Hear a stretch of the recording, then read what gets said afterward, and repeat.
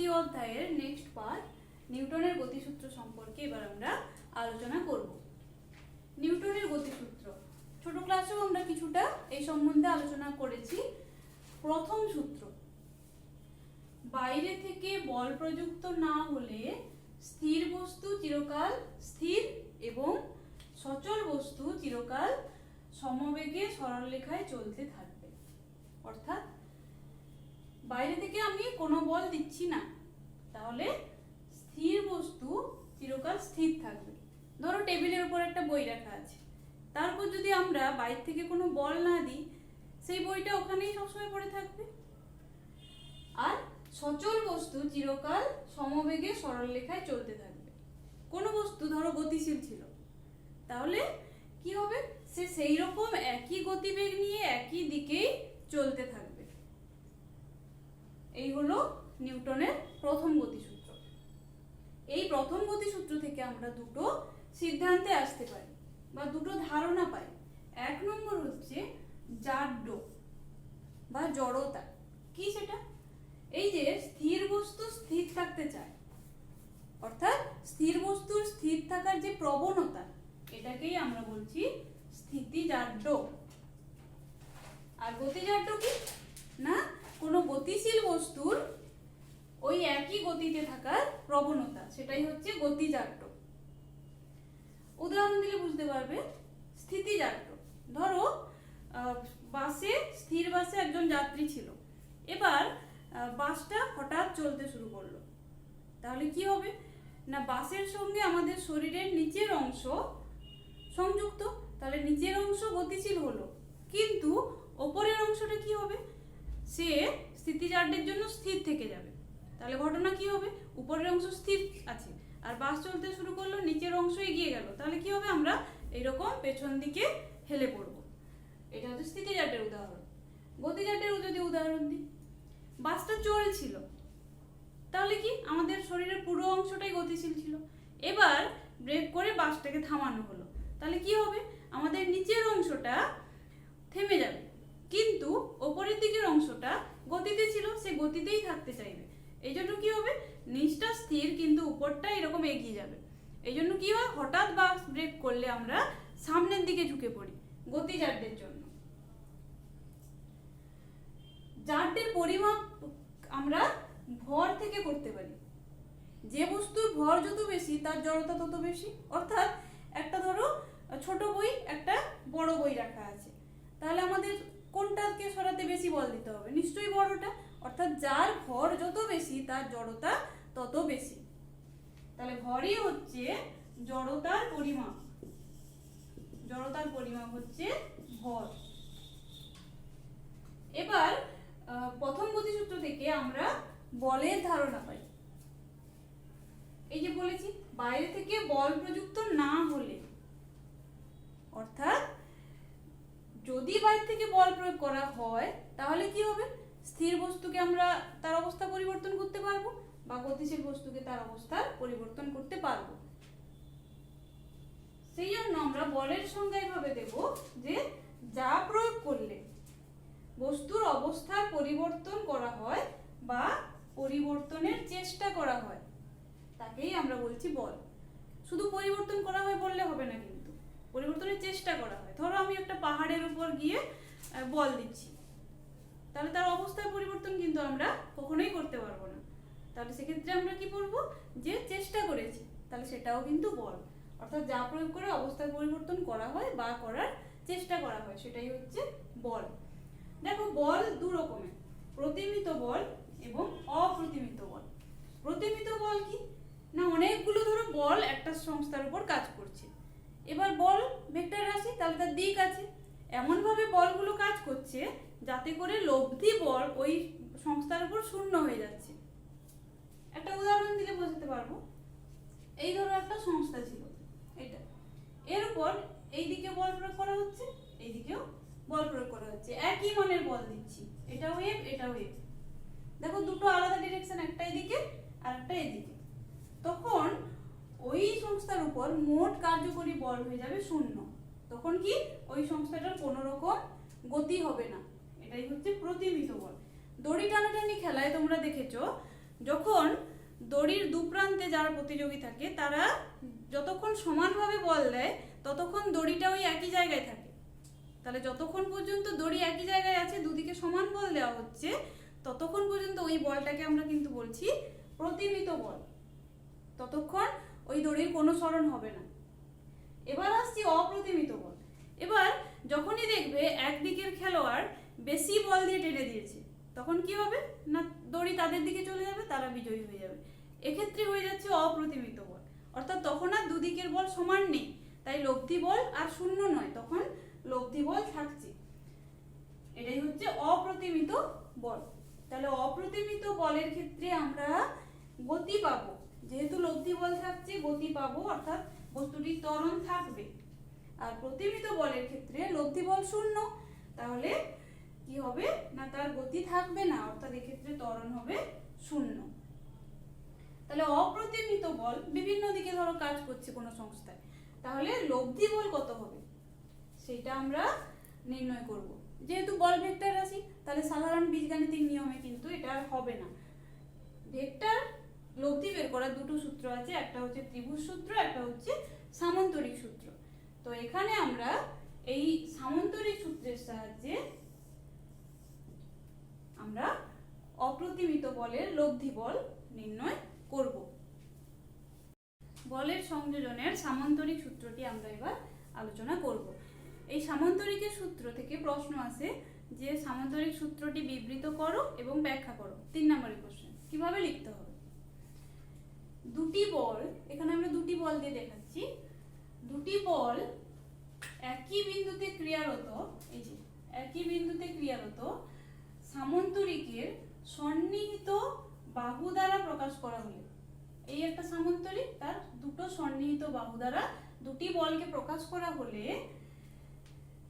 ওই বাহুদ্বয়ের ছেদ বিন্দু, তাহলে এই দুটো বাহুর ছেদ বিন্দু এটা দিয়ে অঙ্কিত কর্ণ বরাবর ওই ভেক্টর দুটির লব্ধিকে প্রকাশ করা হবে। এই একটা সামান্তরিক, এই বিন্দু, তাহলে তার সন্নিহিত বাহু এই দুটো, যদি দুটো ভেক্টর হয় তাহলে তাদের কর্ণ বরাবর যে ভেক্টরটা হবে সেটাই হবে এই দুটো ভেক্টরের লব্ধি। তাহলে সামান্তরিককে দেখালাম, তাহলে আমরা এখান থেকে দুটো ভেক্টর, এইটা একটা এটা একটা, তাহলে OA এবং OC, OA একটি বাহু, OC একটি বাহু, কর্ণ কোনটা? OB। তাহলে আমরা ভেক্টর কিভাবে লিখব? OB equals to OA plus OC বা F equals to F1 plus F2। এটা হচ্ছে সামান্তরিকের সূত্র, এইটা বিবৃতি, এটা হচ্ছে তার ব্যাখ্যা। তাহলে বিবৃত করবে, ছবি আঁকবে, এই পর্যন্ত লিখতে হবে। এভাবে আমরা সামান্তরিক সূত্রের সাহায্যে বলের লব্ধি বের করতে পারি। পাখির আকাশে ওড়া, এই সামান্তরিক সূত্রের সাহায্যে আমরা ব্যাখ্যা করব পাখি কিভাবে আকাশে ওড়ে।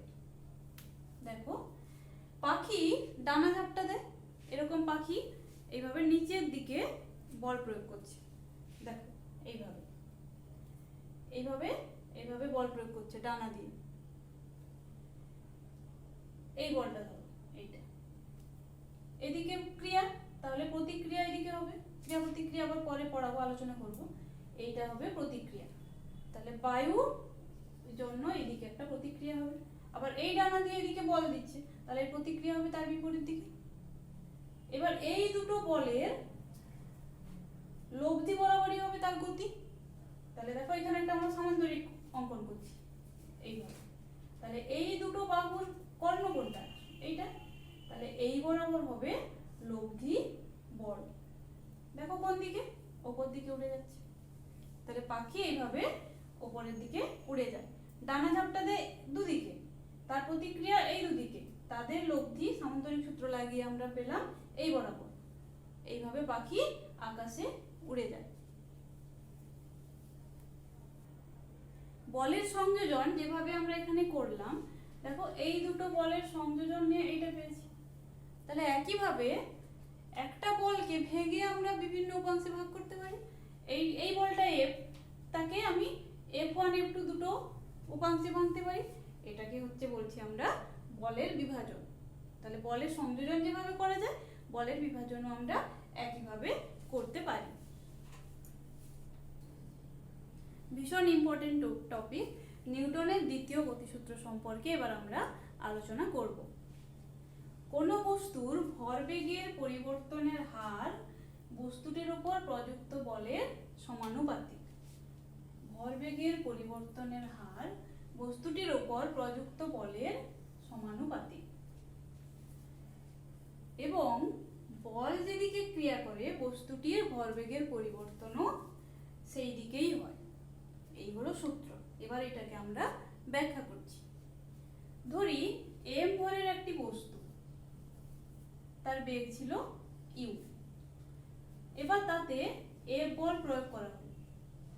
t সময় পর তার বেগ হলো v।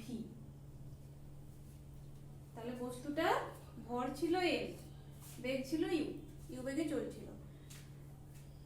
F বল প্রয়োগ করেছি t সময় ধরে, তার বেগ হলো v। ভরবেগের পরিবর্তন কতটা হলো?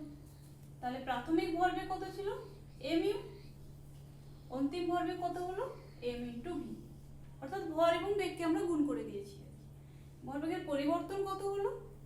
অন্তিম মাইনাস প্রাথমিক, অর্থাৎ mv - mu। তাহলে ভরবেগের পরিবর্তনের হার কথা বললে আমরা কি বুঝবো? একক সময়ে, অর্থাৎ আমরা সময় দিয়ে ভাগ করে দেব। তাহলে কত সময় লেগেছে? t। তাই পরিবর্তনের হার m v - u/t।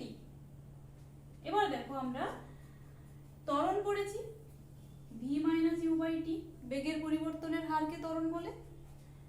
এইটা a = v - u/t। তাহলে এটা পেলাম ভরবেগের পরিবর্তনের হার = ma, অর্থাৎ ভর ইনটু ত্বরণ। এবার সূত্রে যাও। ভরবেগের পরিবর্তনের হার বস্তুটির উপর প্রযুক্ত বলের সমানুপাতিক। কত বল দিয়েছি? F। তাহলে F proportional to ma, এই যে ভরবেগের পরিবর্তনের হার। তাহলে F সমান একটি ধ্রুবক আসবে, kma লিখলাম। এবার এখানে একক বলের ধারণা থেকে আমরা যদি m = 1 ধরি, a = 1 ধরি, f = 1 ধরি, অর্থাৎ একক ভরের কোনো বস্তুর একক ত্বরণ সৃষ্টি করতে যদি একক বল দেওয়া হয়, তাহলে k সমান কত হয়ে যাবে? এই সমীকরণে দেখো, এটা 1, এটা 1, এটা 1, তাহলে k সমান 1। এবার এখানে বসিয়ে দেব। তাহলে F সমান m * a, অর্থাৎ বল সমান ভর ইনটু ত্বরণ। দেখো একটা জিনিস ভালো করে, তাহলে বল প্রয়োগ করলাম, বস্তুটার ত্বরণ সৃষ্টি হলো। তাহলে কি বলতে পারি? বল হলো কারণ, আর ত্বরণ বা গতি হলো তার ফল। এই F = ma, এইটাকে আমরা নিউটনের দ্বিতীয় সূত্রের গাণিতিক রূপ বলি। গাণিতিক রূপ যদি লিখতে দেয় তখন আমরা এটা লিখব, F = ma। এই গতিসূত্রটা বা নিউটনের যে সমস্ত গতিসূত্রগুলো জড়ত্বীয় নির্দেশতন্ত্রে প্রযোজ্য, অর্থাৎ যে নির্দেশতন্ত্র স্থির আছে বা সমবেগে যাচ্ছে, এই ধরনের নির্দেশতন্ত্রে এই সূত্রগুলো প্রযোজ্য। কিন্তু অজড়ত্বীয় নির্দেশতন্ত্রে এগুলো প্রযোজ্য হবে না, অর্থাৎ যে নির্দেশতন্ত্র ত্বরণ নিয়ে যাচ্ছে তাতে এই সূত্র প্রযোজ্য নয়। এবার আমরা আসছি ভরের সঙ্গে ত্বরণের সম্পর্ক। যদি স্থির মানের বল প্রয়োগ করা হয়, তাহলে এখান থেকে আমরা F যদি স্থির হয়, m এর সমান ধ্রুবক বা m proportional to 1/a, অর্থাৎ ভর ত্বরণ ব্যস্তানুপাতিক। অর্থাৎ একই বল দিচ্ছি, কম ভরের বস্তুতে দিলে সে বেশি দূর যাবে, আর বেশি ভরের বস্তুতে দিলে সে কম দূর যাবে। এটাই আমরা এখানে দেখাবো। লেখচিত্রে যদি দেখাই, x বরাবর a ত্বরণ দিয়েছি, y বরাবর ভর দিয়েছি, তাহলে লেখচিত্রটা এরকম। দেখো ব্যস্তানুপাতিক, m যত বাড়ছে a তত কমছে, অর্থাৎ ভর বাড়লে ত্বরণ কমবে যদি F সমান ধ্রুবক হয়।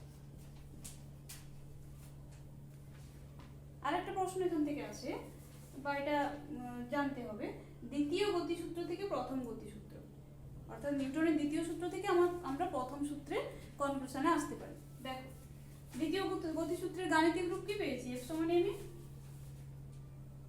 এটা ত্বরণকে আবার এইভাবে লিখতে পারি, বেগের পরিবর্তনের হার।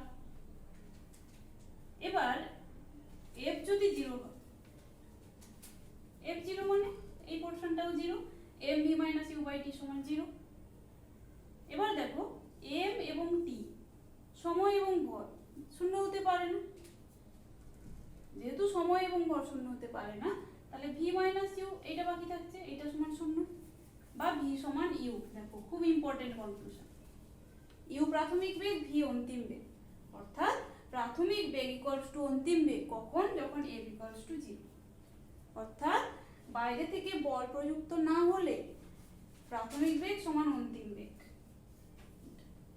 তাহলে আমরা কি বলবো, বাইরে থেকে বল প্রযুক্ত না হলে অর্থাৎ এফ সমান 0 হলে স্থির বস্তু চিরকাল স্থির থাকবে, আর গতিশীল বস্তু সমবেগে একই সরলরেখা বরাবর চলতে থাকবে। বলের বিভিন্ন একক সম্পর্কে এবার আমরা আলোচনা করব।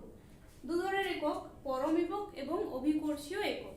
পরম একক সম্পর্কে আমরা আগে ছোট ক্লাসে পড়েছি, তবু আরেকবার আলোচনা করছি। পরম একক বলতে সিজিএস এবং এসআই একক দুটোকেই আমরা একসঙ্গে বলছি। ফার্স্ট আসছি এসআই একক। বলের এসআই একক হলো নিউটন, ক্যাপিটাল এন দিয়েও লেখা হয়। আমরা গতিসূত্র পড়েছি এফ সমান এম এ, এখান থেকে সংজ্ঞা দেব। এসআইতে ভরের একক কি, কেজি, আর ত্বরণের একক কি, মিটার পার সেকেন্ড স্কয়ার। সংজ্ঞাটা এইভাবে দেব, 1 কেজি ভরের কোনো বস্তুর উপর যে বল প্রয়োগ করে বস্তুটিতে 1 মিটার পার সেকেন্ড স্কয়ার ত্বরণ সৃষ্টি করা যায় তাকে বলা হয় 1 নিউটন, অর্থাৎ 1 newton equals to 1 kg metre per second square. CGS এ ডাইন এভাবে লেখা হয়। তাহলে সিজিএস এর ক্ষেত্রে এম সমান কত, এখানে গ্রাম, 1 গ্রাম। ত্বরণ একক সেমি পার সেকেন্ড স্কয়ার, এখানে সংজ্ঞা দেব কি করে, 1 গ্রাম ভরের বস্তুর উপর যে বল ক্রিয়া করে বস্তুটিতে 1 সেমি পার সেকেন্ড স্কয়ার ত্বরণ সৃষ্টি করে সেই বলকে বলা হয় 1 ডাইন, অর্থাৎ 1 ডাইন সমান কি লিখব, 1 gram into 1 semi per second square, অর্থাৎ 1 gram cm per second square. এবার এই নিউটন এবং ডাইন এদের মধ্যে সম্পর্ক কি জানি আমরা, দেখো আমরা সুন্দরভাবে বের করতেও পারবো। 1 নিউটন সমান এইটা, একে কিভাবে লিখতে পারি, তাহলে 1 kg metre per second square. CGS এ যদি একে কনভার্ট করতে চাই তাহলে কি লিখব, 1 কেজি মানে 1000 গ্রাম, তাহলে 10 কিউব গ্রাম ইনটু 1 মিটার কত সেন্টিমিটার, 100 সেন্টিমিটার মানে 10 স্কয়ার সেমি, আর সেকেন্ডটা সেকেন্ড থাকবে, তাহলে এটা একই থেকে যাবে। তাহলে দেখো এখানে কত হচ্ছে, 10 কিউব আর 10 স্কয়ার গুণ করো, পাওয়ার যোগ হয়ে যাবে, 10 to the power 5 gram cm per second square, অর্থাৎ 10 টু দি পাওয়ার 5 ডাইন। তাহলে আমরা কি পেলাম, 1 newton equals to 10 to the power 5 dyne. খুব ইম্পর্টেন্ট একটি সম্পর্ক, বিভিন্ন জায়গায় এসআই এবং সিজিএস এর এই সম্পর্কটা প্রয়োজন হয়। বলের একক 1 newton equals to 10 to the power 5 dyne. বলের অভিকর্ষীয় একক এবার আমরা আলোচনা করব। অভিকর্ষীয় একক আলোচনা করব আমরা, অভিকর্ষের প্রভাব এখানে আমরা দেখাবো। অর্থাৎ আমরা যে সমীকরণটা পড়েছি F সমান ma, অভিকর্ষের প্রভাবে ত্বরণটা হবে তখন অভিকর্ষজ ত্বরণ g, তখন সেক্ষেত্রে সমীকরণটা হয়ে যাবে F সমান mg। এবার আমরা আসছি সিজিএস একক। সিজিএস একক হচ্ছে গ্রাম ভার, তাহলে এখানে মান বসাবো F সমান mg তে। m এর মান কত, সিজিএস এ 1 গ্রাম লিখলাম, আর অভিকর্ষজ ত্বরণ g এর সিজিএস মান হচ্ছে 981 সেমি পার সেকেন্ড স্কয়ার, অর্থাৎ 1 gram cm per second square. 1 into 981, তাহলে 981 ডাইন। খুব ইম্পর্টেন্ট একটা সম্পর্ক, 1 গ্রাম ভার ইকুয়ালস টু 981 ডাইন। আর সংজ্ঞা কিভাবে দেব, 1 গ্রাম ভরের বস্তুকে অভিকর্ষের বিরুদ্ধে 1 সেন্টিমিটার উপরে তুলতে যে বল দিতে হয়। আমরা কি জানি, কোনো বস্তুকে অভিকর্ষের বিরুদ্ধে যদি উপর দিকে তুলতে যাই তাহলে আমাদেরকে বল দিতে হয়। 1 গ্রাম ভরের বস্তুকে অভিকর্ষের বিরুদ্ধে 1 সেমি তুলতে যে বল দিতে হয় সেটা হচ্ছে 1 গ্রাম ভার, এবং তার মান কত, 981 ডাইন। খুব ভালো করে এটা মনে রাখবে। এরপর হচ্ছে এসআই। এসআইতে কি হবে, তাহলে F সমান m নিতে আবার আমরা বসাবো। তাহলে এটা হচ্ছে m 1 কেজি, আর g এর মান এসআইতে 9.8 মিটার পার সেকেন্ড স্কোয়ার। তাহলে এটা কত হবে 9.81 kg metre per second square, অর্থাৎ 9.81 নিউটন। এটা তাহলে কি লিখবো 1 কিলোগ্রাম ভার ইকুয়ালস টু 9.81 নিউটন। সংজ্ঞা দেবো কিভাবে 1 কেজি ভরের বস্তুকে অভিকর্ষের বিরুদ্ধে 1 মিটার উপরে তুলতে যে বল প্রয়োগ করতে হয় সেটা হচ্ছে 1 কিলোগ্রাম ভার। খুব ভালো করে যেটা মনে রাখবে এই মান দুটো, 1 গ্রাম ভার সমান 981 ডাইন আর 1 কিলোগ্রাম ভার ইকুয়ালস টু 9.81 নিউটন। নিউটনের তৃতীয় গতিসূত্র সম্পর্কে এবার আমরা আলোচনা করছি। প্রত্যেক ক্রিয়ার একটি সমান ও বিপরীত প্রতিক্রিয়া আছে, অর্থাৎ কি লিখবো ক্রিয়া সমান প্রতিক্রিয়া কিন্তু বিপরীত, সেই জন্য একটা নেগেটিভ সাইন দেব। ধরলাম এই একটা বস্তু এই একটা বস্তু, তাহলে প্রথম বস্তু যদি দ্বিতীয় বস্তুকে বল দেয় সেটাকে বলবো ক্রিয়া বল, তাহলে দ্বিতীয়টা প্রথমকে যেটা দেবে সেটা হচ্ছে প্রতিক্রিয়া বল। তাহলে ক্রিয়া সমান মাইনাস প্রতিক্রিয়া। যদি বাস্তব উদাহরণ দিই, ধরো নৌকায় প্রায় সবাই চেপেছো, নৌকা থেকে নামার সময় আমরা কি করি নৌকার উপর পা দিয়ে একটা তির্যক বল প্রয়োগ করি, সেই বলের প্রতিক্রিয়া স্বরূপ নৌকাও আমাদের দিকে একটা বিপরীত দিকে বল প্রয়োগ করে এবং আমরা আমাদের শরীরটাকে নিয়ে নৌকো থেকে তীরে নামতে পারি। আচ্ছা, রকেট এবং জেট বিমানের গতি। রকেট কিভাবে চলে না, রকেটের ভেতর জ্বালানি থাকে, বিভিন্ন ধরনের গ্যাস, সেই জ্বালানি দহন হয় এবং পেছন দিক দিয়ে ধোঁয়া বের হয়, তীব্র বেগে ধোঁয়া বের হয়, এটা হলো ক্রিয়া। তাহলে এর প্রতিক্রিয়া এই ধোঁয়া বাতাসে প্রতিক্রিয়া দেবে এবং সেই প্রতিক্রিয়াতে রকেটটা উপরের দিকে উঠে যাবে, এটা হচ্ছে। তাহলে ক্রিয়া প্রতিক্রিয়া দেখালাম, নিউটনের গতিসূত্রের একটা উদাহরণ। রকেট বায়ুশূন্য স্থানেও যেতে পারে যেহেতু এর মধ্যে জ্বালানি আছে এবং সেখানে জ্বালানি দহনের প্রয়োজনীয় ব্যবস্থা করা থাকে। এবার আসছি জেট বিমান, একই নীতিতেই কাজ করবে, জ্বালানির দহন হবে, দহনে ধোঁয়া বেরোবে, ধোঁয়ার প্রতিক্রিয়াতে জেট বিমান উপরের দিকে উঠে যাবে। কিন্তু এখানে হচ্ছে যে জ্বালানিটা বায়ুর অক্সিজেনের উপস্থিতিতে জ্বলবে, এখানে জ্বালানোর জন্য প্রয়োজনীয় কিছু থাকে না, শুধু জ্বালানিটা থাকে কিন্তু তাকে জ্বালানোর জন্য অক্সিজেন এখানে কিন্তু থাকে না, অক্সিজেন বায়ু থেকে নিয়ে জ্বালানিটা চলে।